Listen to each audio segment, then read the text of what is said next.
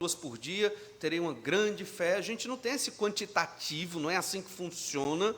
Você não mede pela quantidade de tempo. Então, às vezes é melhor você ter uma oração de qualidade, conversando com o Senhor, do que estar numa hora de oração, sendo que 20 minutos você dormiu, naquela oração, ou divagou nos seus pensamentos. Então, é melhor que você tenha um tempo de oração com qualidade, conversando com o Senhor, ninguém lhe atrapalhando, se derramando diante de Deus, de preferência todo dia, tendo esse contato com o Senhor. E é nesse momento que a gente confessa o pecado, pede perdão até dos pecados que não temos consciência que cometemos, e cometemos mesmo. Tem muitos pecados que nós cometemos, nem percebemos que cometemos. Esses talvez sejam os piores pecados nas nossas vidas, aqueles que não reconhecemos como pecado. Mas temos então que ter esse entendimento, é a oração da fé, salva o doente, mas não somente isso, ela é eficaz em muitas situações da vida. Então, quando estamos com problemas e dificuldades, vivemos numa época de imediatismo, alguns sociólogos chamam de agorismo, é o agora, é o já, estou sofrendo, não posso sofrer, tenho que viver feliz, não posso viver dessa forma, não posso aguentar nenhum tipo de insulto, não posso passar por nenhuma injustiça, e aí o sofrimento é enorme. Então, o Senhor nos ensina que nós temos que ter paciência, já estudamos muito nessa epístola sobre paciência, perseverança, e vimos também, em outro momento, sobre oração, que a oração tem tudo a ver com paciência e perseverança. No momento dos problemas, dificuldades, ore, entregue nas mãos do Senhor, e o Senhor vai resolver no tempo dele, com a resposta dele, e mesmo que você estranhe a resposta de Deus, porque nem sempre é do jeito que a gente quer, essa é a melhor resposta. Nós sabemos que estamos sendo crentes humanistas, que é errado, muito voltados para o homem, quando não estamos satisfeitos com as respostas que Deus dá às nossas orações. E o homem tem essa mania, o ser humano, ele quer colocar tudo dentro da lente dele, dentro do molde dele, tudo tem que se encaixar com o raciocínio humano, com a inteligência humana, com o método humano. É diferente. O ser humano tem o seu método, é válido, tem as suas estratégias, são válidas, mas as coisas têm que estar encaixadas no método de Deus. E Deus vai responder a nossa oração segundo o método dele, no tempo dele. Existem na Bíblia, não vamos ter tempo de observar isso aqui, mas existem na Bíblia respostas de Deus a certas orações, respostas estranhas. Mencionamos o exemplo do apóstolo Paulo, que 3 vezes orou ao Senhor para que Deus tirasse o espinho na carne. E o Senhor disse que não, você vai ficar com o espinho na carne. E Paulo se conformou porque foi a vontade do Senhor. Pronto, acabou. Deus é que tem a resposta, Deus é que tem a orientação. Somos crentes de fé quando entendemos isso. Não é do jeito que a gente quer, é do jeito que Deus quer. E às vezes nos momentos de dificuldade e de decisões, isso pode ser muito difícil para alguns. Então esteja com seu coração sempre aberto para a vontade do Senhor, para o que Deus responder. Para o não crente, aquele que despreza a fé em Jesus, ele vive debaixo do acaso, da sorte, do acaso. Mas para os crentes não há sorte nem acaso, existe Deus. E tudo o que acontece é o Senhor que determina pelo seu soberano poder e vontade, todo dia, todo instante e todo momento. Então, temos que ter fé quando estivermos orando, reconhecendo a soberania de Deus, e lemos ainda no versículo 15, e a oração da fé salvará o enfermo, e o Senhor o levantará, e se houver cometido pecado, ser-lhe-ão perdoados. Aí entramos na confissão de pecado no verso 16, ainda sobre oração. Confessai, pois, os vossos pecados uns aos outros, e orai uns pelos outros, para serdes curados. Muito pode, por sua eficácia, a súplica do justo. Então, temos que confessar pecados, isso requer arrependimento, que significa não uma emoção, mas deixar o pecado, mas também vimos que somente a súplica do justo ela é poderosa, ela é eficiente, ela é eficaz. Então, não duvide do poder da oração que Deus nos deu. Então, isso é uma bênção. Às vezes, nós, por falta de fé mesmo, tentamos resolver as nossas questões de todas as formas humanas e esquecemos a forma mais eficiente: orar. Deus realiza milagres através da oração, da súplica do justo. O justo aqui é o crente, qualquer crente. Orando, Deus realiza milagres. Agora, Deus é soberano e Ele sempre vai responder de acordo com a vontade dEle, porque, obviamente, é muito superior à nossa própria vontade, à nossa própria sabedoria. E hoje nós queremos destacar, no nosso tempo, um exemplo de fé. Às vezes nós idealizamos homens de fé. O livro de Hebreus, capítulo 11, é chamado a Galeria dos Heróis da Fé. São vários homens do Antigo Testamento que viveram na fé do Senhor Jesus, embora não saber que o nome do Salvador era Jesus, mas viveram pela fé no Senhor Jesus Cristo, no Messias, no descendente, e foram ali arrolados como heróis, grandes homens de Deus. Mas nós sabemos que todos eles são pecadores. Às vezes nós temos na nossa mente aquela ideia: não, só quem tem oração poderosa é aquele irmão, aquele pastor, aquele missionário, porque ele é um homem de Deus, uma mulher de Deus muito dedicada. Mas, irmãos, na verdade, todos os crentes são pecadores. E todos nós, mesmo pecadores, temos o poder da oração à nossa disposição para a honra e a glória de Deus. E é isso que Tiago quer mostrar agora com o exemplo de Elias. E aqui é o último tópico do que nós começamos domingo passado, é que homens pecadores têm poder na oração. Nós, às vezes, por algum ensino errado, ou por alguma expectativa, talvez, achamos que esse poder não está à nossa disposição. E isso nos desmotiva para orar, quando, na verdade, pessoas comuns, nós, pecadores, temos o poder desta oração eficaz à nossa disposição. Basta você conversar com o Senhor, através do Senhor Jesus Cristo, obviamente, mediando essa conversa, pelo Espírito Santo que traduz essa conversa, nós podemos colocar tudo diante do Senhor. E então Tiago, depois de ter orientado os irmãos sobre oração, porque esses irmãos passavam por muitos problemas, questões sociais, de divisão entre eles, estavam espalhados pelo Império Romano. Tiago era o pastor desses irmãos. Uma igreja dividida não glorifica a Deus e não proclama o Evangelho como deve ser proclamado. E então, Tiago, no fim, diz: irmãos, está aqui as instruções que eu entendo, e o Espírito Santo revelou a Tiago, que vocês devem tomar para viver em unidade e adorar a Deus. E agora, para executar, é necessário o quê? Oração. Ouvimos mensagem após mensagem e temos que viver isso nas nossas vidas. Como? Oração. Como se vence pecado? Oração. Como se resolve questões insolúveis, dificílimas? Oração. Então, homens pecadores têm poder em oração. Lembre-se disso. Ah, mas eu sou tão pecador. Arrependa-se, confesse o pecado e suplique a Deus. E sua oração vai ter poder. Porque todos somos pecadores. Se fosse por isso, ninguém ia orar mais, né? Porque todos somos pecadores. Tiago apresenta um dos vários exemplos do Antigo Testamento. Ele poderia ter apresentado vários outros exemplos melhores do que Elias. Mas ele destacou Elias exatamente pelo que nós vamos ler no verso 17. Olha aí Tiago 5,17. Diz assim, Tiago 5,17.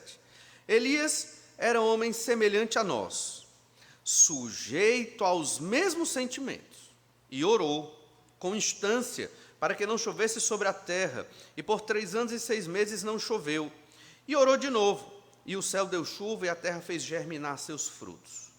Aqui, Tiago fez um resumo grande, quer dizer, na verdade, um resumo muito sintético, de tudo o que foi a vida de Elias, do capítulo 17 até o capítulo 19.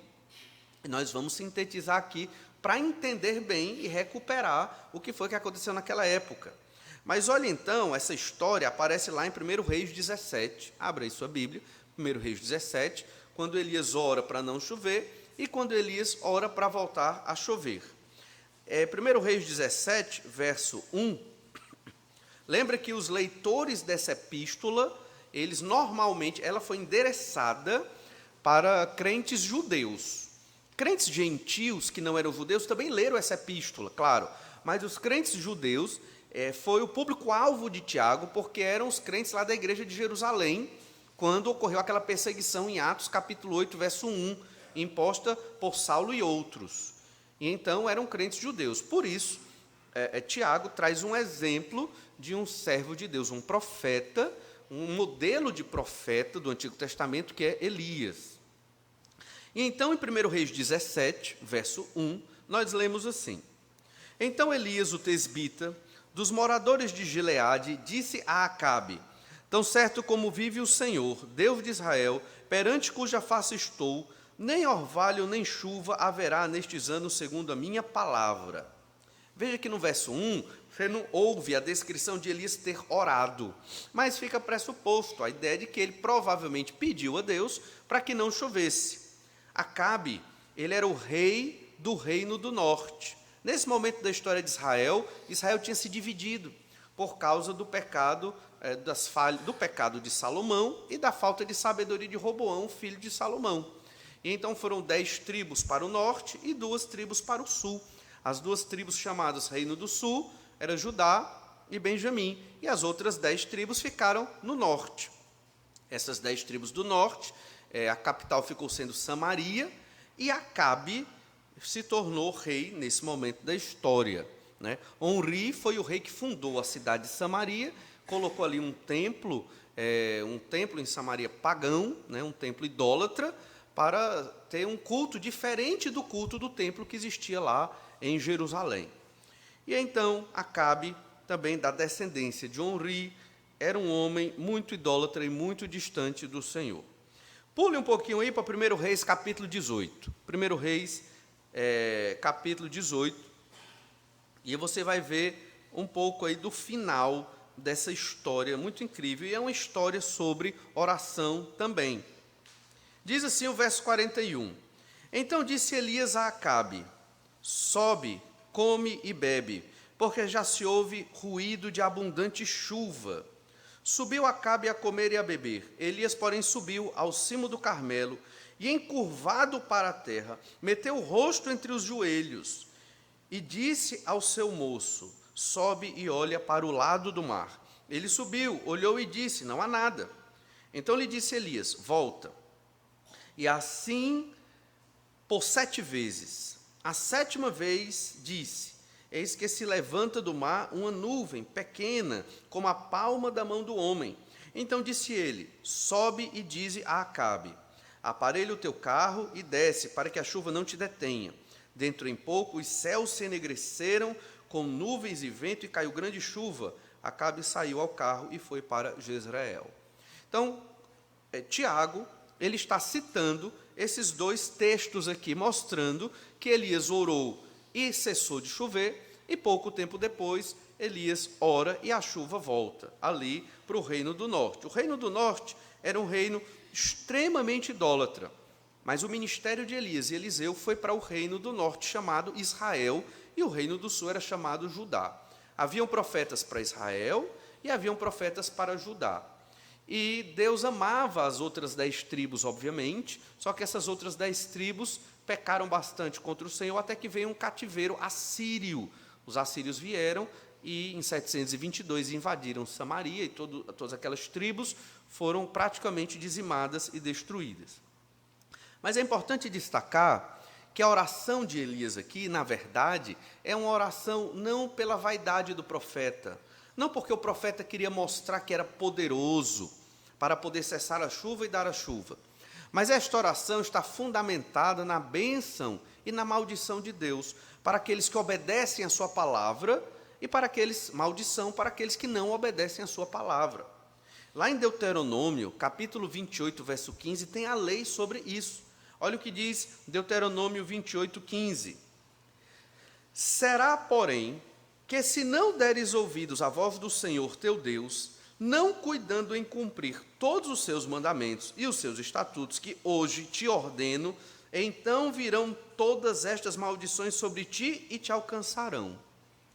Então aqui é o que nós chamamos de aliança mosaica, é a aliança de Moisés. Essa aliança, ela tem uma condição. Você é abençoado se você obedecer à palavra de Deus. Essa aliança, feita entre o povo de Israel e Deus, mediante ali o ministério de Moisés, ela não foi feita para a salvação. A salvação é pela graça, somente pela fé, não tem nada que você faça que vale salvar, a não ser crer no Senhor Jesus. E a fé para crer em Jesus é Deus que lhe dá. Tudo pela graça, pela fé, né? É pela graça mediante a fé no sacrifício de Cristo. Mas esta é o que a gente diria no Antigo Testamento, equivalente à aliança feita com Abraão. Mas a aliança feita com Moisés aqui, a aliança chamada mosaica aqui, ela tem esse aspecto de santificação. Se você obedece, isso no contexto do Antigo Testamento, se você obedece à palavra de Deus, você será abençoado. Se você não obedece, Deus manda as maldições sobre a sua vida. E a maldição maior que houve, e está escrita aqui nesse capítulo 28 de Deuteronômio, foi o cativeiro babilônico sobre o povo do sul, Judá, e o cativeiro assírio sobre o povo do norte, Israel. Na verdade, esse texto ele não é profético, como alguns pensam. Ele é um texto legal, é uma lei. Se não fosse obedecida, Deus viria e julgaria e puniria. Obviamente, antes de Deus punir a nação, Deus teve misericórdia. Deus deu tempo para o povo se arrepender. Deus mandou profetas e pregadores, e mandou gente, e o povo não se arrependeu. Então chega o ponto que Deus diz: basta, agora vem o juízo. Irmãos, isso aqui é Antigo Testamento, é a velha aliança. Vivemos na nova aliança. Mas dois princípios aqui são muito importantes. Ainda hoje, Deus abençoa os que obedecem à sua palavra. O erro da teologia da prosperidade é transformar essa bênção em dinheiro, o que não é. Nem sempre o dinheiro é uma bênção, mas o princípio é verdadeiro. Deus abençoa os que são fiéis à sua palavra. Todos somos pecadores. Todos, hoje, desobedecemos a Escritura em algum momento. Impossível não ter acontecido de outra forma. Todos hoje fizemos isso. Se você observar bem o seu dia, em algum momento, em ação ou em pensamento, você desobedeceu à vontade do Senhor. É necessário arrependimento, confissão de pecado e perdão. Não somos perfeitos nesse sentido de impecáveis, sem pecado. No entanto, existem graus onde você pode ser aquele servo de Deus, serva do Senhor, que está buscando obedecer à palavra de Deus, a palavra revelada, a Escritura, a Bíblia. E você que procura obedecer ao Senhor, não tenha dúvida, o Senhor é por você. E Ele vai te abençoar. E se você observar bem a história da sua vida, você vai perceber tantas bênçãos e livramentos e coisas boas que Deus lhe deu, que Deus lhe protegeu de males, porque você buscou obedecer fielmente, dentro dos limites de um pecador, de uma pecadora, o que Deus quer para a sua vida. No entanto, aqueles crentes salvos pelo sangue de Jesus, que desprezam a Escritura, não têm tempo para ler a Bíblia, nem para oração, nem para servir no ministério de Deus na terra, que é a igreja do Senhor Jesus Cristo, aí o Senhor vai tratar com você. O próprio Deus vai lhe visitar para que você entenda, não com as pragas do Antigo Testamento, mas Deus vai fazer com que você abra os olhos e perceba que existe coisa mais importante do que essa realidade, esse mundo aqui em que nós vivemos. Em Deuteronômio 28, olha o versículo 23. Deuteronômio 28, olha o verso 23. Os teus céus sobre a tua cabeça serão de bronze, e a terra debaixo de ti será de ferro. Por chuva da tua terra o Senhor te dará pó e cinza, dos céus descerá sobre ti até que sejas destruído. Então, na verdade, quando Elias ora para não haver chuva, Elias estava pedindo a vontade de Deus, da lei aqui de Deuteronômio 28, 23, maldição para Acabe e o povo de Israel, porque eles estavam seguindo a idolatria de Jezabel. Estavam seguindo ídolos daquela mulher que se casou com Acabe e estava destruindo o reino do norte, que era do Senhor. Olha 1 Reis, capítulo 18, verso 2. 1 Reis 18, verso 2, diz assim: Partiu, pois, Elias a apresentar-se a Acabe, e a fome era extrema em Samaria. A fome era tão grande, nós não vamos ler todo o capítulo 18 aqui, nem o capítulo 17, na verdade, é no capítulo 17, essa observação que eu vou fazer, é que Acabe, o rei, ele sai à procura de água e de alimento. Um rei sair no reino à procura de água e de alimento é o desespero total. E realmente é o que estava acontecendo ali, fome. E por que Deus faz isso? Porque parece que o ser humano pecador só aprende, não vou dizer só, né, mas muitas vezes aprende num método mais doloroso. E o método que Deus usou para abrir os olhos da sua nação, do seu povo, foi com falta de comida. Falta de chuva implica falta de plantação, logo falta de alimento. E a falta de alimento era geral na nação naquela época. E então Elias foi encontrar-se com o rei Acabe para poder desafiá-lo e enfrentá-lo, a fim de que Acabe se arrependesse dos seus pecados e voltasse a guiar Israel para o caminho de Deus. O rei, tanto de Israel como de Judá, eles eram os pastores da nação. Eles que tinham a obrigação de orientar o povo para obedecer à palavra de Deus, para prestar os cultos ao Senhor, para estar em fidelidade a Deus. Eles tinham esse poder civil. Eles tinham o poder de até obrigar o povo a retirar todos os ídolos, a retirar, deixar os seus pecados e buscar a Deus. Se o povo fazia com sinceridade ou não, era outro problema. Mas o rei tinha esse poder de executar a lei do Senhor dentro da nação naquela época. Então, olhe 1 Reis, capítulo 16, verso 30. Acabe aqui, veja, ele era um homem fraco. 1 Reis 16, 30. É importante conhecer um pouco de Acabe. Ele era um rei fraco. Capítulo 21 a gente não vai ler de 1 Reis, mas é um capítulo que trata da falta de liderança de Acabe no seu próprio lar. Claramente, quem mandava ali era Jezabel, e o que ela dizia acontecia. E Acabe era subserviente à sua esposa. Existe um limite entre eu ouvir os conselhos da minha esposa e discutir, conversar sobre a nossa vida, né, e dar os procedimentos. Existe um limite entre isso e eu sempre baixar a minha cabeça para a voz da minha esposa e me anular, e me tornar inerte, e entregar tudo nas mãos dela, resolve tudo, e eu estou aqui, o que você disser, eu estou só para lhe ajudar. Os papéis foram invertidos, não é assim. É o contrário, o homem é que vai orientando, dando o rumo da sua família, e a esposa auxilia, mas óbvio que os dois juntos, conversando, orando, trabalhando, e o homem não é pecado reconhecer, minha esposa teve uma ideia melhor do que a minha, eu acho que esse caminho é melhor.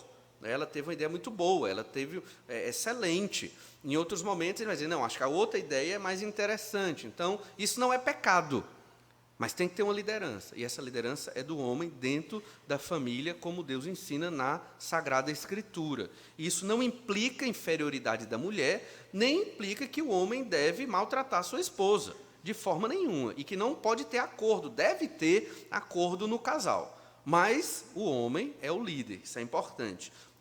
No caso de Acabe e Jezabel não era assim. 1 Reis 16, 30. Fez Acabe filho de Onri o que era mal perante o Senhor, mais do que todos os que foram antes dele. Como se fora coisa de somenos andar ele nos pecados de Jeroboão, filho de Nebate. Jeroboão, filho de Nebate, foi o homem que veio do Egito, né? Ele tinha sido exilado por Salomão, voltou do Egito, quando soube que Salomão falecia e que Roboão era fraco. E Jeroboão dividiu a nação de Israel ali. Então, todo o exemplo negativo dos reis é comparado com Jeroboão, filho de Nebate. Mas ele foi pior do que Jeroboão. Tomou por mulher a Jezabel, filha de Etbaal, rei dos Sidônios, e foi e serviu a Baal, e o adorou. Levantou um altar a Baal, na casa de Baal, que edificara em Samaria. Ele levantou um templo de adoração a Baal, um ídolo, mesmo conhecendo a palavra de Deus. Conhecia.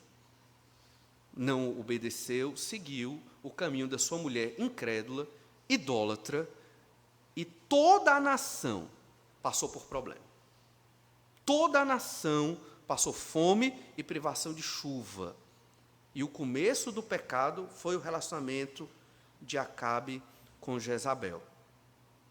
Volte para 1 Reis, capítulo 18, verso 3. 1 Reis 18, verso 3. Tudo isso que nós estamos lendo, Tiago sintetizou nesses dois versículos do capítulo 5, 17 e 18, para mostrar como a oração de Elias era poderosa. Para o judeu que lia aquilo, ele rapidamente lembrava de toda a história, mas para nós é importante ler de novo para relembrar. E então, 1 Reis 18, olha o que diz o verso 3. Acabe chamou a Obadias, o mordomo. Obadias temia muito ao Senhor, porque quando Jezabel exterminava os profetas do Senhor, Obadias tomou 100 profetas e de 50 em 50 os escondeu numa cova e os sustentou com pão e água. Jezabel, ela estava determinada a exterminar todos os profetas de Deus da terra. Era a missão daquela mulher. E ela estava conseguindo. E Acabe, que era o rei que deveria proteger os profetas do Senhor, era tímido e não ia contra sua esposa. E então, Obadias não é o profeta aqui, é um servo, um mordomo, um copeiro de Acabe. Ele, escondido, correndo risco de morte, ele pegava os profetas e escondia embaixo da terra, cavava uma cova, botava, sei lá, uma madeira, alguma coisa em cima, camuflava ali, alguma entrada de ar para eles respirarem, e dava pão e água para aqueles profetas não morrerem, enquanto Jezabel, com o exército de Israel, caçava os profetas de Deus. Então não era, como hoje, algo tão pacífico, né? Às vezes uma religião ali, outra religião aqui, há certas discordâncias, mas todo mundo se respeita. Não era assim, não.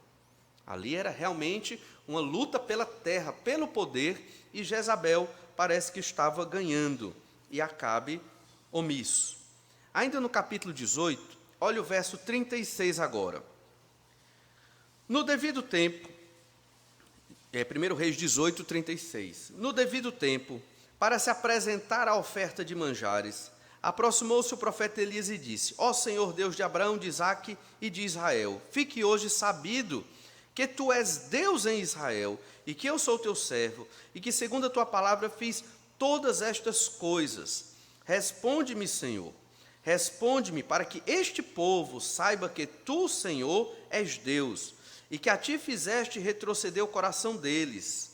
Então caiu o fogo do Senhor, e consumiu o holocausto, e a lenha, e as pedras, e a água, e assim lambeu a água que estava no rego.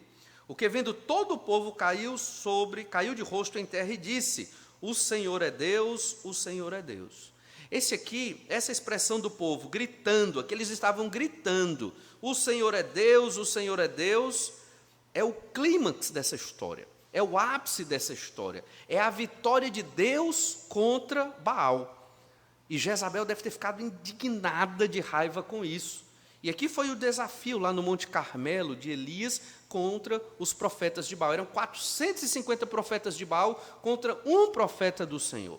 E o desafio era fazer com que o Deus, quer seja Baal ou o Senhor, mandasse descer fogo do céu e queimasse o holocausto. O Deus que fizesse isso ganhava a batalha e, obviamente, matava o profeta do outro. Naquela época era assim que funcionava. E então tem até um episódio, não vamos ter tempo de ler, mas é muito cômico, como Elias tripudia dos profetas de Baal, porque eles passaram a manhã inteira, né, se chicoteando, e chorando, e clamando. E aí Elias do lado olhava e dizia: olha, chorem mais alto, clamem mais alto, talvez ele esteja dormindo, talvez Baal não esteja ouvindo. E ficou, né, Elias realmente tripudiou, porque Elias sabia que o Senhor ia realizar um milagre. E então, o texto que lemos aqui é o momento em que Elias ora ao Senhor. E veja que a oração de Elias não foi pensando em nada pessoal para ele. Foi uma oração voltada pela vontade de Deus. Às vezes nós oramos pelo nosso esposo, pela nossa esposa, pelos nossos filhos, mas nossa oração, e muitas vezes, ela acaba sendo humanista, voltada só para o nosso próprio bem-estar. No Antigo Testamento, em muitos dos homens de Deus, como Elias, a oração era sempre voltada para que o nome de Deus fosse exaltado. Então você vai orar por um filho. Senhor, cuida do meu filho, protege das más amizades, abençoa-o, para que este filho te glorifique. Para que seja um homem e uma mulher de Deus, que vão te honrar durante toda a vida deles. Não por mim, Senhor, mas por amor do teu próprio nome, cuida desse filho. Tem que ser assim a nossa oração. É para a glória de Deus, embora nós queremos o bem do nosso filho. A mesma coisa com a esposa, a mesma coisa com o marido, a mesma coisa no trabalho. Senhor, me dá um trabalho, não somente para o meu sustento, Senhor, mas para que eu glorifique o nome do Senhor na minha família, naquele trabalho, e o Senhor seja visto ali. E quem sabe até se o Senhor quiser, alguns se convertam naquele meu local de trabalho. Toda a nossa mente tem que estar voltada para o que Deus quer, para o que Deus gosta e para o engrandecimento do nome do Senhor. Como Deus vai responder, é outra história. O Senhor responde segundo a vontade soberana dele. Mas temos que seguir esse modelo, era assim que Elias orava. Mas lembre-se, lá no começo do nosso texto, em Tiago 5, versículo 17, Tiago deixa muito claro, Elias era homem semelhante a nós, sujeito aos mesmos sentimentos. Olha, Elias era pecador e orou e Deus realizou. Nós também podemos orar e Deus vai realizar a vontade dele nas nossas vidas e responder o que nós estamos pedindo segundo o querer dele. Com certeza vai ser o melhor para todos nós. Mas Elias era um homem semelhante a nós. Esse pequeno texto do verso 17 é todo o capítulo 19. Quando você lê essa história, ela está no capítulo 17, 18 e 19 de 1 Reis. No capítulo 19, nós percebemos que Elias enfrentou Acabe, enfrentou os 450 profetas de Baal e venceu. Mas ele temeu uma mulher, Jezabel. E ele correu dessa mulher. Jezabel deveria ser uma mulher terrível, deveria ser uma mulher de extrema liderança e de extremo poder, né? Poder para o mal, obviamente, de modo que Elias, dos profetas do Senhor naquela época, era o grande ícone e líder, correu, fugindo, com medo de morrer na mão de Jezabel. Olha 1 Reis 19, verso 1. 1 Reis 19, verso 1. Acabe fez saber a Jezabel tudo quanto Elias havia feito, e como matara todos os profetas à espada. Então Acabe foi contar para Jezabel, por quê? Porque a mulher toma providência. Ela vai resolver o que eu não consegui. Eu fui derrotado, mas ela não, ela vai resolver. Veja como o casamento desses dois estava completamente fora do padrão de Deus, né? Não é a mulher que tem que resolver todas as coisas, é o homem. E então, verso 2, Jezabel mandou uma mensagem a Elias, a dizer-lhe: façam-me os deuses como lhes aprouver, se amanhã, a estas horas, não fizer eu a tua vida como fizestes como fizeste a cada um deles. Temendo, pois, Elias levantou-se, e para salvar a sua vida se foi, e chegou a Berseba, que pertence a Judá, e dali deixou o seu moço. E ele foi descendo até chegar no monte Horebe, que é o monte Sinai, no deserto do Sinai. De onde Elias estava, Samaria, até o deserto do Sinai, aproximadamente são 450 quilômetros. 450 quilômetros, mais 100 quilômetros é daqui de Fortaleza até Juazeiro do Norte, no sul do estado. Então, 100 quilômetros a menos, ele foi correndo.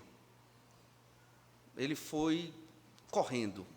Óbvio que ele deve ter parado em um momento ou em outro, mas aí você pensa, como pode um profeta de Deus, um homem de Deus, realizou milagre, orou a Deus, parou de chover. Orou a Deus novamente, voltou a chover. Orou a Deus, desceu o fogo do céu, queimou o holocausto. Que poder! Mas ele era um homem semelhante a nós, irmãos. Elias também teve seus momentos de dificuldade, de fraquejar, de medo. E está escrito na Bíblia. Por quê? Para falar mal de Elias? Certamente não. Mas é para mostrar que homens pecadores e mulheres pecadoras, quando oram, também são respondidas as orações por Deus, têm suas orações respondidas pelo Senhor. Basta que confessemos o nosso pecado e em fé busquemos a Deus. Você pode pensar, sou muito pecador, não vou nem orar. Pedir para o irmão orar, para o pastor orar, porque aí sim a oração funciona. Não. Isso aí deve ter vindo de outro canto que você aprendeu, mas não existe. Você que é crente no Senhor Jesus Cristo, tem o poder de Deus para interceder, para orar uns pelos outros, para se derramar em oração diante do Senhor. Assim como Elias, que era um homem, um profeta grande, um grande profeta de Deus, mas pecador também. Homem semelhante a nós, que orou e Deus respondeu. Então não duvide, creia. A oração é uma oração de fé. Mesmo que você seja pecador, não é pelo que você é ou faz, mas é porque o Senhor Jesus morreu na cruz pelos nossos pecados, que Deus ouve a nossa oração e responde. Ainda na história de Elias, ele entrou numa profunda depressão, porque cedeu ao pecado. Em 1 Reis 19:4, nós lemos, ele mesmo, porém, se foi ao deserto, caminho de um dia, e veio e se assentou debaixo de um zimbro, e pediu para si a morte, e disse, basta, toma agora, ó Senhor, a minha alma, porque não sou melhor do que meus pais. Teve uma derrota. Quer dizer, nem teve derrota, foi só ameaçado. Mas naquele momento, não dá nem para entender humanamente falando. Mas é isso mesmo, irmãos, o pecado é loucura, o pecado não se entende. O pecado, se você abrir uma brechinha, ele entra na nossa vida e acaba conosco. E aí nós tomamos atitudes impensadas, irracionais, atitudes terríveis que vão nos destruir. É o caso de Elias aqui. Ele está indo para a destruição. Ele não está tomando uma atitude lógica, bem pensada, racional, porque ele se permitiu temer aquela mulher. E então, no verso 9, 1 Reis 19:9, ali entrou numa caverna, onde passou a noite, e eis que ele veio a palavra do Senhor e lhe disse, que fazes aqui, Elias? Essa mesma pergunta se repete no verso 13, olha aí. Ouvindo Elias, envolveu o rosto no seu manto, e saindo pôs-se à entrada da caverna, eis que ele veio uma voz e lhe disse, que fazes aqui, Elias? É Deus perguntando, o que você está fazendo aqui, fora do seu ministério de profeta, fora do rumo da sua missão? O que você está fazendo nesse deserto? Essa não é a vontade do Senhor. Talvez o Senhor pergunte a mesma coisa para nós, nos nossos momentos de pecado e de fraquejar. O que você está fazendo aqui? Né? Esse não é o lugar para você. Não é para você estar aqui, nesse momento, vivendo nesse pecado. Se recomponha, ore, busque ao Senhor, busque a sua palavra, apele ao poder de Deus, se firme e ande no caminho de Deus. É isso que Deus está dizendo para Elias. Olha o verso 10. Só que Elias, ele na sua fraqueza, ele disse, ele respondeu, tenho sido zeloso pelo Senhor, Deus dos exércitos, porque os filhos de Israel deixaram a tua aliança, derribaram os teus altares e mataram os teus profetas à espada, e eu fiquei só, e procuram tirar minha vida. Essa mesma fala de Elias se repete no verso 14, de novo, só que tem um acréscimo. Olha aí, verso 14. Ele respondeu, tenho sido em extremo zeloso pelo Senhor, Deus dos exércitos, porque os filhos de Israel deixaram a tua aliança, derribaram os teus altares e mataram os teus profetas à espada, e eu fiquei só, e procuram tirar minha vida. Onde está o acréscimo? Do verso 14 para o verso 10 da fala de Elias. Extremamente zeloso. Quando Elias fala isso aqui para Deus, ele está querendo justificar a sua falha, o seu pecado de ter fugido de Jezabel. Só eu fiquei, não foi só ele que ficou, outros profetas ficaram também, fiéis ao Senhor, escondidos, mas fiéis ao Senhor, não era só ele. E as palavras de Deus a Elias são palavras para vencer essa vitimização. Elias, sei que você é pecador, sei que você está com medo de Jezabel, mas o que é que você está fazendo nesse deserto aqui?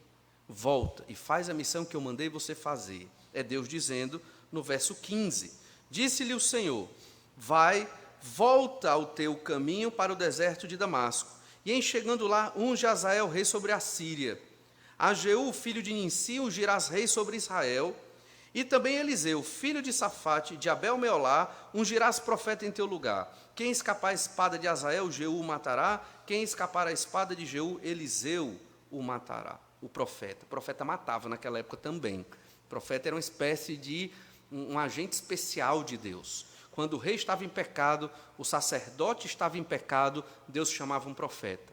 E esse profeta vinha para botar as coisas em ordem. E às vezes até matava quando fosse necessário. Nesse caso aqui, Elias tinha que se recuperar dessa depressão, se levantar e fazer a missão de Deus. Hoje não é diferente. Por medo, por outras razões, cedemos aos nossos pecados. O Senhor nos visita, manda servos dele para nos ajudar a recobrar a nossa força.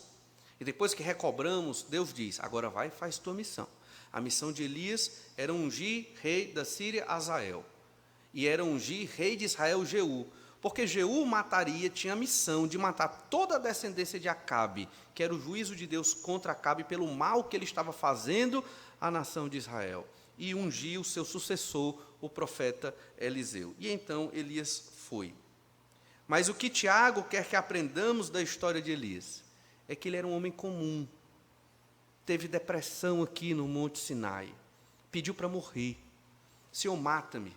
Mata-me, mata-me, porque com medo de Jezabel.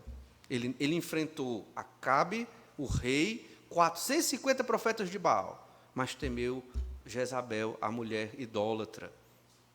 E então fugiu. Mas o Senhor não o abandonou. O fortaleceu, ensinou. O que é que você está fazendo aqui? Fez ele recobrar o entendimento e disse, vai, não é só você que é profeta justo aqui não, Elias. Tem mais 700 que não se dobraram a Baal. Você é um dos servos e está aqui para servir. Vai e faz a tua missão. É o que Tiago está dizendo. Elias era homem semelhante a nós, sujeito aos mesmos sentimentos. Nós passamos por depressão, por medo, fugimos da vontade de Deus, não é verdade? Muitas vezes, fugimos da vontade do Senhor. Mas o fato de termos estas falhas não significa que não podemos orar com poder. Basta você fazer o quê? Confesse seu pecado. Busque ao Senhor. Arrependa-se. Se você está vivendo uma vida de pecado irregular diante da vontade de Deus, busque ao Senhor e ore. E peça, suplique. Derrame toda a sua tristeza e mágoa diante de Deus em oração, crendo pela fé que o Senhor vai responder o melhor. Talvez tarde um pouco na nossa concepção, mas vai ser a resposta virá sempre no tempo de Deus, porque a oração é o método eficaz do Senhor. Não tem método melhor. Vamos orar e pedir que o Senhor nos abençoe para sermos homens e mulheres de oração. Pai, só temos que te agradecer, porque o Senhor é maravilhoso e cuida de nós. Obrigado pela pregação do pastor Tiago aqui, registrado na tua palavra, essa carta para as suas ovelhas ali de Jerusalém. Obrigado porque a tua palavra nos instrui a termos uma vida de oração e apesar dos nossos pecados, o Senhor nos dá esta bênção de podermos nos arrepender, confessá-los e ter uma oração poderosa diante do Senhor, assim como foi o teu servo, o profeta Elias. Capacita-nos, Senhor, a vivermos nesta fé, colocando diante do Senhor nossos pedidos e agradecimentos, mas não somente, ó Pai, mas usando a oração, que é um poder que o Senhor nos dá, conquistada pelo sacrifício do Senhor Jesus Cristo.